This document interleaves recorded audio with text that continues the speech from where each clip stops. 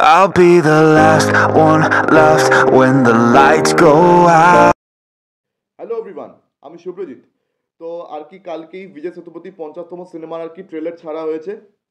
তো সেই সিনেমাটার নাম দেওয়া হয়েছে মহারাজা। তো আজকে আর কি সেই ট্রেলারটা দেখে আমি এটা রিয়াকশন দিচ্ছি। তো আমরা ট্রেলারে কী কী দেখতে পাচ্ছি সেটা নিয়ে আগে বলিনি। তো এখানে দেখতে পাচ্ছি যে বিজয় সেতুপতির যে ক্যারেক্টার, ঠিক আছে, সে পেশায় একজন নাপিত। তো সে পুলিশ স্টেশনে এসছে একটা রিপোর্ট লেখাতে। তো পুলিশকে বলছে যে মানে আমার ঘর থেকে আমার লক্ষ্মী চুরি হয়ে গেছে, আর আমি তাকে নিয়ে আর কি এফআইআর করাতে চাই, এখানে এফআইআর লেখাতে চাই।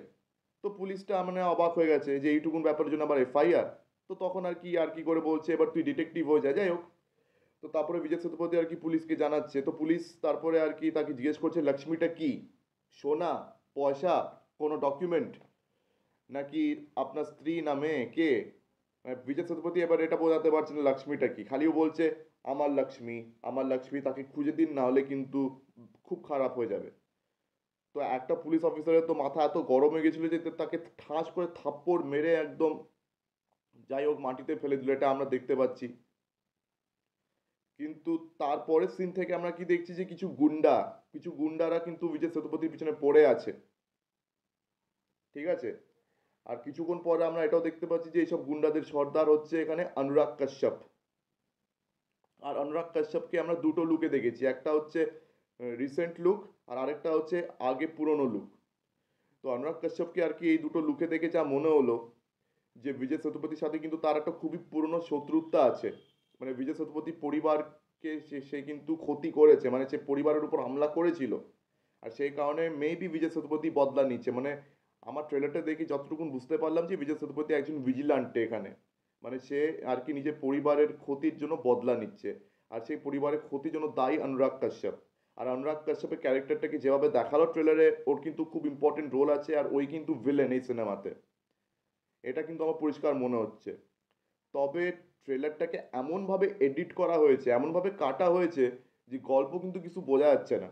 আর এটা কিন্তু সব থেকে পজিটিভ পয়েন্ট এই ট্রেলারে। তো এই ট্রেলারটা কিন্তু ইমপ্রেসিভ হয়েছে বস, ট্রেলারটা খুব ভালো কাটা হয়েছে। তো ট্রেলার এভাবেই অ্যাকচুয়ালি কাটা উচিত যাতে গল্পটা আগের থেকে বোঝা না যায়। যদি ট্রেলার থেকে আপনি পুরো গল্প বুঝে যান তাহলে কিন্তু সিনেমা থেকে ইন্টারেস্টটা কিন্তু অনেকটা চলে যায়। তো এই জিনিসটা কিন্তু হয়, তো এই জিনিসটা কিন্তু এখানে হয়নি। আর তাছাড়া এই ফিল্মের থেকে আশা করা কিন্তু আরেকটা কারণও আছে। এই ফিল্মের ডিরেক্টর নিথিলান স্বামীনাথন। তো নিথিলান স্বামীনাথন এনার একটা কাজ ছিল কুরঙ্গু বোম্মাই। তো কুরঙ্গু বোম্মাইটা হিন্দিতেও ডাব হয়ে টিভিতে দেখানো হয়েছে অ্যাজ মাঙ্কি ব্যাগ। তো আপনারা নিশ্চয়ই অনেকেই ছবিটা দেখেছেন, আর যারা যারা আর কি ছবিটা দেখেননি কাইন্ডলি রিকোয়েস্ট করছি অবশ্যই গিয়ে সেই সিনেমাটা চেক আউট করুন। আর দেখে আমাকে অবশ্যই কমেন্ট সেকশনে জানান যে আপনাদের এই সিনেমাটি কেমন লেগেছে। আর যারা যারা অলরেডি দেখেছেন তারা আমাকে অবশ্যই কমেন্ট সেকশনে এখনই জানান যে আপনাদের কেমন লেগেছে। তো আমার তো ভাই মহারাজার থেকে অনেক আশা রয়েছে।